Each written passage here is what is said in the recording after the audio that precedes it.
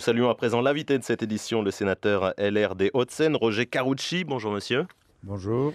Sur ces révélations concernant le ministre Ferrand, justement, ça tombe mal pour le gouvernement qui vient d'être nommé? Bref, une affaire, ça tombe toujours mal, que ce soit pendant une campagne présidentielle ou lorsque le gouvernement est nommé. On est bien placé pour en parler dans votre camp. Je n'ose dire que, comme je ne connais pas ni M. Ferrand, ni M. Touré, ni à vrai dire leurs affaires, je ne vais évidemment pas porter de jugement. Je préférerais connaître en détail les éléments. Bon, alors sur la loi de moralisation de la vie politique, alors... Sur le commentaire, si je puis me permettre, de votre collègue, je pense qu'il ne s'agit pas de la réserve parlementaire, mais de l'IRFM. Parce que la réserve parlementaire est versée par le ministère de l'Intérieur. Donc je doute que le ministère de l'Intérieur ait fait des achats personnels sur la réserve parlementaire de M. Touré. En tout cas, Roger Karoutchi, sur la loi de moralisation de la vie politique en préparation donc chez François Bayrou, elle vous convainc pour ce que l'on en sait à ce stade? Elle est nécessaire, cette moralisation? Alors, je serais tenté de dire, premier élément, de mémoire, dans les 20 dernières années, il y a eu 7 ou 8 lois de transparence, de moralisation de la vie publique. Et chaque fois, on a l'impression d'accomplir le geste définitif. On se rend bien compte que les choses sont plus compliquées que ça et qu'il faut évoluer avec le temps. Il y a à la fois la loi, d'un côté, le droit, et de l'autre côté, la morale, l'éthique ou la pratique qui évolue. Bon, il y a plusieurs choses dans le texte, oui. Dans le texte dit de moralisation qui, à mon avis, à la fin de la fin, s'appellera texte sur la transparence ou texte sur je sais pas quoi. Il y a toute une batterie de propositions, notamment formulées par René Dosière. Et puis il y a des choses moins claires, c'est-à-dire que autant discuter naturellement des éléments financiers, des éléments de fiscalité, des éléments de retraite, tout ça c'est sur la table et ça doit être discuté. Autant c'est pas la même chose quand on dit, puis on dira pas plus de 2 mandats, pas plus de 3 mandats, parce que là c'est autre chose. Je trouve que pour le moment il y a un mélange des genres qui est pas clair. Alors je pense que François Bayrou va faire une distinction et qu'il y aura un texte sur la transparence et un texte sur le statut de l'élu ou sur les élus, mais c'est pas du tout la même chose, mais j'attends de voir. On va vous retrouver. Comme chaque mercredi à 12h passées de 48 minutes, nous ouvrons notre abécédaire de campagne à la lettre R comme recomposition. Aujourd'hui, nous sommes toujours en duplex depuis le Sénat avec le sénateur LR des Hauts-de-Seine, Roger Karoutchi, et face à vous, il y a Stéphane Robert du service politique de France Culture pour mener l'interview. Roger Karoutchi, comment est-ce que vous expliquez ce qui s'est passé à la présidentielle avec l'élection d'Emmanuel Macron? Est-ce que c'est un besoin de renouvellement, de régénération, ou alors est-ce que c'est quelque chose de plus profond qu'on pourrait appeler une amorce de recomposition politique? Non, moi je ne suis pas convaincu, je sais bien, les choses sont ce qu'elles sont. Emmanuel Macron a gagné, il n'y a pas de contestation de légitimité.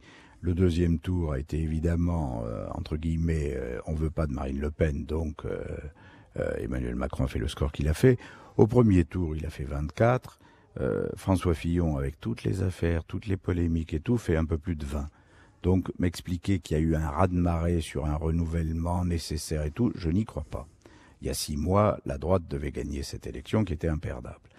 En revanche, l'élection de M. Macron crée maintenant un choc qui va forcément transformer la vie publique. Alors, on a l'impression que la droite est en train de se couper en deux, avec d'un côté une droite un peu une droite humaniste, européiste, modérée, on pourrait dire, et une droite beaucoup plus conservatrice et identitaire, qu'on pourrait dire qu'elle se range derrière Laurent Wauquiez et puis l'autre derrière Alain Juppé ou Jean-Pierre Raffarin, par exemple.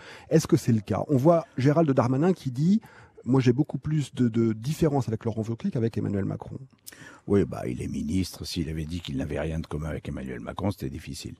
Non, je ne crois pas que ce soit si simple.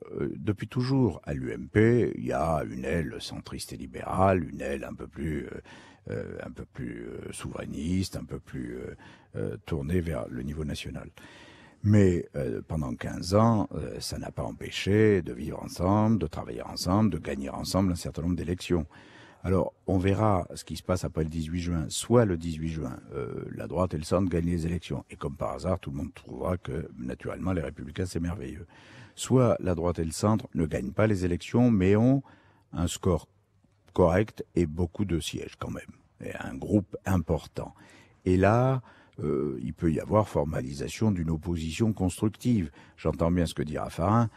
formons un groupe, les constructifs ou les Oui, constructeurs. les constructifs, Enfin, bon, oui. les constructifs. Mm. Mais c'est globalement l'opposition qui doit être constructive, pas un groupe constructif et un groupe destructif. Il y a pas, ça n'existe pas ça. Moi, j'ai voté, même pendant le mandat de M. Hollande, j'ai voté plein de textes de M. Cazeneuve, j'ai voté un certain nombre de choses, j'ai même voté quelques amendements de la loi Macron. Par conséquent, tout va bien. Mais je pense qu'il faut attendre le 18 juin. Il y a pour le moment la campagne législative. Au lendemain, la situation de la droite sera déterminée par la manière dont elle se sort des élections législatives. Si c'est pas bon du tout, effectivement, il y aura crise et départ. Et parce que les gens se diront, vu l'état de la droite, il faut bouger. Si nous gagnons, comme par hasard, tout le monde trouvera qu'on est merveilleux. Donc on va attendre un peu. Comment est-ce que vous expliquez, parce qu'il n'y a pas qu'à droite, il y a la gauche aussi, Oui. comment vous expliquez que les deux grands partis de gouvernement se retrouvent à ce point, si ce n'est fracturés, ou tout du moins affaiblis par l'offre politique finalement proposée par Je M. Macron. crains que malheureusement ce soit la mise à mort définitive des primaires. Les grands partis politiques sont organisés avec leurs adhérents sur une structuration, à gauche comme à droite, différenciée. C'est évident qu'on a lancé à gauche et à droite des primaires. Comme par hasard, à gauche et à droite, les favoris du parti n'ont pas été les favoris de la primaire. Les primaires ont quand même pas mal, soyons francs, divisé, créé des tensions. Celui qui, en l'occurrence Emmanuel Macron, qui lui n'est pas passé par les primaires et qui finalement a survolé tout ça sans participer aux tensions et aux divisions, il a réussi. Et puis vous rajoutez là-dessus les affaires ou les polémiques sur François Fillon. Bon, voilà. Alors après, on m'explique que ça veut dire que tout le système politique doit être modifié, que la lumière est arrivée, que c'est une nouvelle ère qui commence. J'ai un peu le sentiment d'avoir entendu ça souvent, chaque fois qu'il y a une alternance un peu forte. La vie publique, elle est plus compliquée que ça. Il n'y a pas les partis d'un côté, le pays de l'autre, ça n'existe pas. Les partis sont formés de citoyens. On a un certain nombre d'universitaires, de Oui. chercheurs ou de politologues comme M. Pascal Perrineau, par exemple, qui disent que petit à petit, ce clivage droite-gauche est en train de laisser la place à un clivage qu'on pourrait qualifier de souverainiste, mondialiste ou nationaliste européiste. Vous ne pensez pas que c'est un petit peu le cas ? Je suis pas convaincu, sincèrement. Je pense qu'en revanche, la Ve République arrive au terme de l'évolution. Le quinquennat a modifié la donne avec les élections législatives.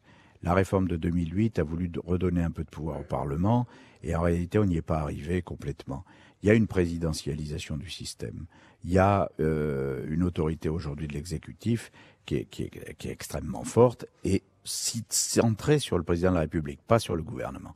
Donc voilà, l'évolution, en réalité, dans ce pays, elle est oui ou non. Est-ce qu'on va vers un système à l'américaine avec un Parlement totalement autonome par rapport à un gouvernement qui n'est qu'à la main du président de la République? C'est le président de la République qui est la clé de voûte du système de la Ve République et Macron va amplifier ce phénomène dans la mesure où il peut considérer que n'étant pas issu d'un parti, il a, lui, refait le lien direct entre le peuple et lui, ce qui lui donne un pouvoir particulier. Roger Carucci, merci à vous. Il est temps de clore cet abécédaire de campagne. Merci également à Stéphane Robert, donc, qui a assuré l'interview en direct du Sénat grâce aux moyens techniques assurés par Laurent Macchietti.